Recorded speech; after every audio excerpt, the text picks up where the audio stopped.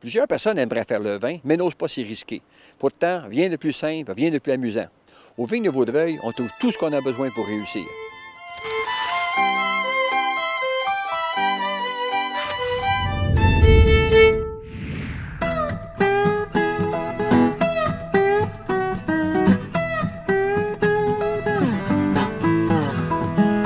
Nous sommes présentement aux vignes de Vaudreuil, qui est à Pignon-sur-Rue, dans une maison ancestrale de 1875 à Vaudreuil-Dorion.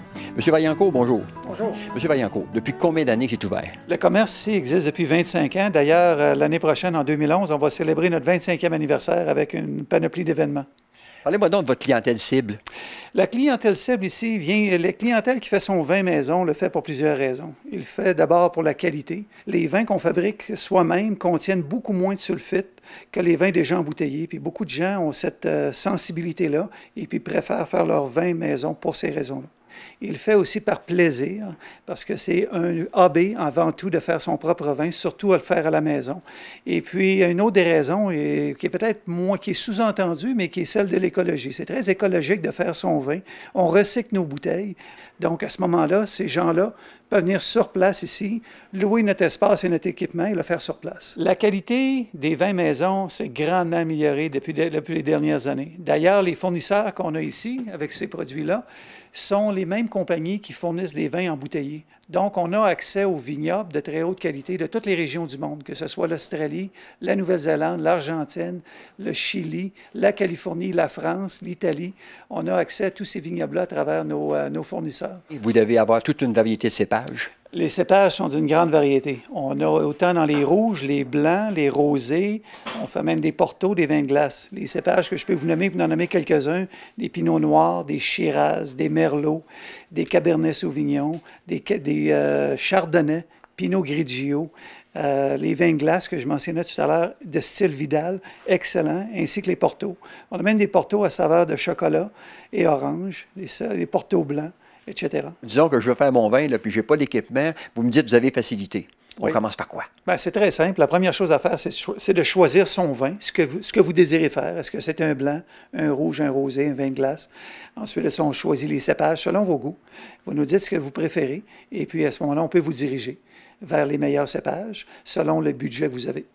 Et là, à ce moment-là, on s'en va dans votre département où est-ce qu'on peut faire notre vin. Pourriez-vous me montrer où est-ce que ça se passe? Absolument. J'ai choisi un Malbec Syrah d'Argentine. J'ai besoin de votre aide. D'accord, c'est très simple. Aujourd'hui, là, à cette étape-ci, on procède à l'étape numéro 1, qui est celle de partir le vin. Alors, ce qu'on fait, c'est qu'on ouvre notre contenant, on y trouve une recette, de laquelle je n'ai pas besoin de lire parce qu'on la connaît suffisamment, ainsi que des différents ingrédients qu'on a besoin lors du départ. Chaque vin a son type de chêne particulier et sa peau de raisin. Dans ce cas-ci, la peau de raisin, c'est une peau de raisin Shiraz. Et puis, ce qu'on fait ici n'est pas différent de ce qui se fait dans beaucoup de vignobles à travers le monde. Les vins sont faits maintenant dans beaucoup d'endroits, dans des cuves en stainless steel, en acier inoxydable. Et puis, pour donner le goût du chêne ou du fût de chêne ou du baril de chêne, on ajoute les copeaux de la même façon qu'on procède ici. C'est les mêmes techniques. Bon, bien, c'est fait. Alors, félicitations. Vous avez parti votre vin. Ah, merci. Vous êtes un vigneron. Mais là, il faut que j'emporte ça de l'autre côté. Oui, absolument. Bien, pour ça, on va s'aider avec une pièce d'équipement qu'on a ici.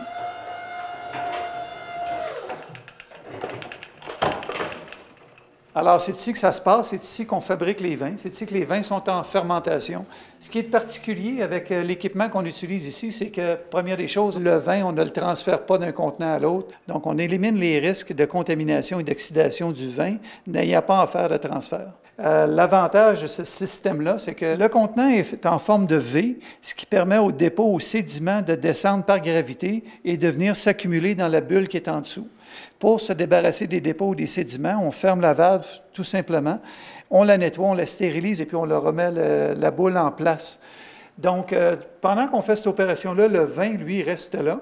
Donc, on élimine les risques de contamination, les risques d'oxydation, et puis il y a beaucoup moins de pertes. Donc, il y a moins de pertes, on gagne plus de vin en bout de ligne. Je vois que sur le dessus du récipient, ici, il y a des bulles. Pourquoi? Ce vin-là est en première fermentation. Durant la première fermentation, ce qui arrive, c'est que la levure qui est ajoutée au vin va en réalité manger le sucre qui est dans le jus du raisin et puis va former de l'alcool et va libérer du gaz carbonique. Ce qu'on voit sortir ici, en réalité, c'est le gaz carbonique qui est produit durant la première fermentation. Quel signal nous dit que le vin est fin et prêt? Dit, alors, à mettre en bouteille. Oui, on a un appareil qu'on utilise pour mesurer la densité du jus au départ. C'est ce qui nous assure que la fermentation est bien complétée, qu'il ne reste plus de sucre dans le vin et puis qu'il n'y aura pas une autre fermentation qui va se produire en bouteille qui pourrait donner un pétillement dans le vin. Donc, une fois que ça se fait, on part pour s'en va l'embouteiller. Absolument. Puis, ce que je vais faire, je vais vous inviter à se diriger vers la salle d'embouteillage. Et puis, mon épouse Huguette va vous donner un aperçu de comment ça se passe à cette étape-là. Allons-y. Madame Auclair, une fois le vin fin prêt à mettre en bouteille, comment ça se passe? Bien, premièrement, on va stériliser les bouteilles pour vraiment être assuré qu'il n'y a pas aucun résidu dans la bouteille. Deuxièmement, on va aller à la machine pour embouteiller. On va remplir le liquide jusqu'à l'épaule qu'on appelle. Ensuite, on bouchonne avec la machine qu'on a sous pression. C'est très facile à utiliser. Et ensuite, nous habillons la bouteille. Habiller la bouteille, ça veut dire mettre l'étiquette. Ils choisissent leur étiquette en avant et mettre la capsule. Puis là, vous avez un bon vin pour boire. On peut même faire personnaliser nos étiquettes. Oui, on a des étiquettes pour les mariages. On fait beaucoup de mariages ici. Des 40e, des 50e, des bateaux aussi, des amis embouteillés par Janine et Roger. C'est vraiment plaisant. En plus du vin, vous offrez d'autres services. Bien, ici, on a tous les produits nécessaires pour la fabrication de la bière et tous les équipements pour les conseils et les produits et la fabriquer chez eux. On offre aussi l'eau distillée. L'eau distillée est produite ici directement. On a un distillateur, laquelle on évapore l'eau, on la recondense. Et cette eau-là est parfaitement pure. C'est une eau qui est libre de tous minéraux, de chlore ainsi que de bactéries et de virus. Très bonne pour la consommation. Puis les gens aussi l'utilisent souvent aussi pour les appareils. Vous avez un site web? Oui, le www.vigne.vaudreuil.com. Et à quelle adresse qu'on vient vous voir? Au 428 avenue Saint-Charles à Vaudreuil-Dorion, à 2 pas de l'église Saint-Michel et en face du musée. Alors, M. Vaillancourt, je tiens à vous remercier. C'était vraiment agréable. Bien, merci beaucoup. Alors, Paul, il nous reste une étape, je ne te l'avais pas mentionné, mais c'est l'étape ultime, la dégustation. Est-ce que tu es prêt? Mais Santé! Santé!